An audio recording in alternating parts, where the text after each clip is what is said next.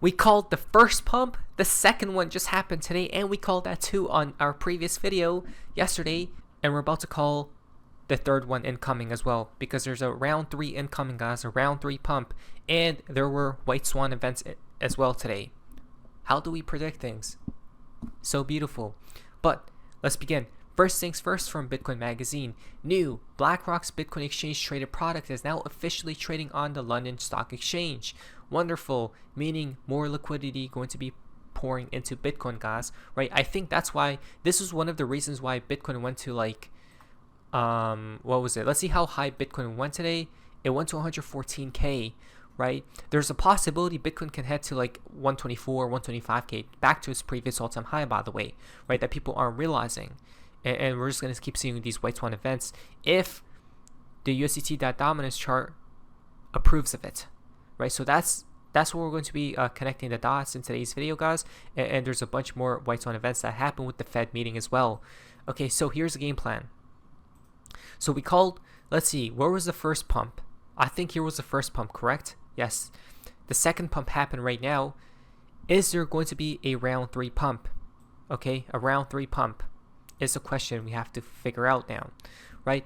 I personally believe we are, because XRP is lagging behind Bitcoin, right? If you look on the XRP versus Bitcoin pair and look at how it's going downwards, right?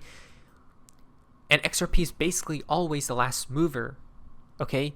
So when we see XRP pump, that'll signal maybe we're going to cool off. Okay, so for now, yes, we are dumping in the short term. It doesn't even matter, because I think we're gonna keep Bitcoin is gonna keep pumping us, and this chart should hopefully go down, right? Remember, we are still within the storm. Okay, we are still within the storm until we go below the 5-day moving average. Okay, on this pairing. Now we haven't looked at this chart, guys, which is the lines that guide us. Okay, you guys remember? Let me just zoom it out. So Bitcoin tried to hold support multiple times in this region. It failed, right? It broke through. Now it's coming back in the same range and it's trying to break out. I think once we break out of this region, it's actually go time, guys. But there's like a lot of resistance here, right? So it's trying to battle it out right now. Okay, so Bitcoin is having trouble right now, which is why we're seeing a little bit of dumpage happening right here. But we need to go above this level, which is about 113k. For XRP,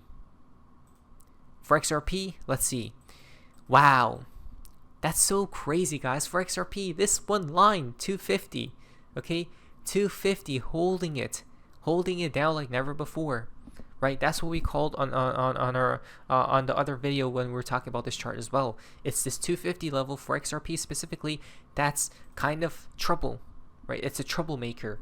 As soon as we go above 250 and hold this level as support, guess what's next? 270, right? Once we hold that support, $3 is next. You guys see, it's level by level, guys. Take it day by day, step by step, right? Don't rush anything. Don't do anything dumb here, right? 250 is the level to watch, and XRP will break out, I do believe, because XRP is lagging behind Bitcoin. Bitcoin, I think, is all the way up here, right? Or at least it pumped all the way up there. XRP is down here, right? It's gonna catch up in due time. It's just, when will that happen? I'm not quite sure myself, but in due time it will happen. Look at this insider. Breaking, the 100% win rate insider just made $10 million in profits in about 45 minutes. He is definitely an insider. Well, you look at that. People are mentioning that Barron Trump is longing and shorting the markets, guys, right? Betting if the markets are going to go up and down, and he's making insane profits like he's never lost a trade, by the way. I don't think it is him, but this insider, as we said in our previous video, he is long, right? And I think he's going to stay long until we hit the top. Okay, so we should probably do the same, which means don't trade. I'm saying stay long, as in you're staying bullish, right? So I'm bullish until he's not, right? It's as simple as 1, 2, 3. Now, Michael Saylor predicts Bitcoin will go up 30% per year for the next 20 years. $10,000 today will equal $1.9 million by 2045. This is what we need, guys. This is what I want to hear. This is what I want to see, right? From the Michael Saylor Bitcoin bot, because he definitely is the highest guard, right, for this industry to keep pumping cryptos as much as possible. Is this going to happen? I don't think so. I do believe Bitcoin will die in due time, But until that day, well, let us go higher. Well, you know, we started and we had very little, and Bitcoin was 10,000, and now Bitcoin's more than 100,000, and 97% of the Bitcoin is worth 10 times as much, and somebody else, not us, has it. Right. So as a practical matter, what we're doing is we're monetizing and powering up this. I totally get it. I just mean, if you owned all of it, would that change the entire behavior? We wouldn't want to own all of it. We want everybody else to have their piece. The nice thing there is there's 160 companies that are capitalizing on Bitcoin in the public market, up from about 60 last year. So the Bitcoin treasury movement's exploding. And companies like MetaPlanet in Japan and Capital B in France and Smarter Web in the UK, and then there's a raft of them in the US, Anthony Pompliano's company, you know, and 21, they're all capitalizing. The big idea is I take digital capital, I issue digital credit, and a digital credit instrument can either be longer duration or it can be higher performance. We're offering 9% dividend yield with Stretch. The average money market's 4.2% dividend yield. No one would ever want to give a 9% perpetual yield in a bond that's backed by real estate or backed by gold or backed by any conventional fiat asset. But we're investing in Bitcoin, and my 20-year forecast for Bitcoin is 30% a year ARR. So it's easy for us. Yeah, I mean, that is pretty insane if it does happen, guys. But all we need is some bullish news, right, coming out of the woodworks for us to pump. That's all that matters. It doesn't matter what's real. You know why it doesn't matter what's real, what's legit anymore? In the long term, it does, not in the short term. Because in the short term, everything is built on the house of cards. Literally the entire economy of this globe. Okay? It's built on a house of cards. So real and fake doesn't matter. What matters is price go higher or not. And hopefully it does. Why? Because we did see some white swan events today. From Watcher Guru, Justin, Federal Reserve looks into payments accounts that would grant crypto and fintech companies access to Fed payment rails. Okay? Wow, this is crazy. So this was the news that came out, and I'm guessing this is what pumped Bitcoin to like 114K, which we actually called for yesterday because of the spidey senses, right, that were tingling. So what does this mean truly from Eleanor? Big news out of the Federal Reserve Payments Innovation Conference this morning. Governor Chris Waller announced that central bank is proposing a new type of limited access master account, or what he calls a skinny master account, for all legally eligible institutions to receive direct access to the Fed's payments rails, so they don't have to rely on partner banks. With this setup, they wouldn't access all the services of a full master account, like the ability to borrow from the Fed. Importantly, every legally eligible entity could get one, and the legal rules for eligibility wouldn't change. Essentially, this new master account light would allow the Fed to green light innovative banks, including fintechs, stablecoin issuers, and other payment companies. Wow. Ripple, huh? Reminds me of Ripple once again here, right? Including fintechs. Ripple is a fintech company, right? Innovative banks, and then stablecoin issuers as well. So this is a big deal for companies like Custodian Bank and Kraken, which have spent years trying to get a Fed master account. With Custodia even taking the Fed to court, it could also speed access for companies like Ripple, oh there it is, and Anchorage, which applied this year. Wow. That's actually pretty insane, huh? Pretty insane. Why wasn't anyone from Ripple there? Oh, supposedly, the chief legal officer, Stuart Alderodi, was there, right? But they have already been, right? They have already been behind the scenes working with them for a long time now, so it doesn't even matter. You guys realize.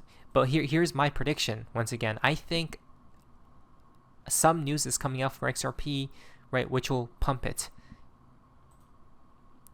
We are literally at the finish line. Everything we have waited years for is at our doorstep. Look what they say. This is in that same meeting here. Good morning. All right. Well, thank you, Susan, and good morning to everyone. It's my pleasure to welcome you to the Federal Reserve Board for our first Payments Innovation Conference. My objective in creating this conference is twofold. First, I want to have a conference that focuses on the new technologies that have come from the DeFi and crypto worlds and how they are entering into the mainstream payments ecosystem. My goal is to have a vibrant discussion about payments between traditional payment incumbents and the new entrants from the DeFi world. It's all about payments. This conference and meeting is all about payments, by the way. What targets payments to the highest degree here. It's XRP. Do you guys understand how it will play a pivotal role in the new financial system? Simple as 1, 2, 3. Second, I wanted to send a message that this is a new era for the Federal Reserve in payments. The DeFi industry is not viewed with suspicion or scorn. Rather, today, you are welcome to the conversation on the future of payments in the United States and on our home field. Something that would have been unimaginable a few years ago. My view for the Fed from now on is embrace the disruption. Don't avoid it. Embrace the disruption going forward. Wow. We told you, accept reality or die. Right? You either accept or get damn cannibalized. As you know, we are well into a technology-driven revolution in payments, and I'm here to say that the Federal Reserve intends to be an active part of that revolution. A revolution in payments. It's all, I know they never said XRP here. I don't even have to watch it to know that, right? Because they will never say it in plain sight, but indirectly they would. Such as, what's revolutionizing payments for TradFi? It's literally XRP. What? A number of technological advances are transforming the payment system. Stablecoins and tokenized assets, making use of distributed ledger technology. The rapid adoption of artificial intelligence AI, and increasingly the convergence between these innovations and the traditional financial ecosystem. This includes the institutions and infrastructure that our economy has long depended on to operate a safe and efficient payment system. And yes, this also includes the Federal Reserve. The revolution in transforming payments is demanding change everywhere. And I will say more in a moment about some new ideas that the Federal Reserve is studying to support those innovations. I have spoken before of what I see as the two broad models of payments innovation in our market economy. The first is private sector-driven innovation. Most innovation comes from the private sector, which is motivated and best positioned to allocate resources and take risk with new technologies. The second model is when public sector entities, such as the Fed, build platforms and provide services that enable the private sector to more readily and rapidly expand new services to its customers. This should be done rarely and in limited circumstances where it addresses a specific market need.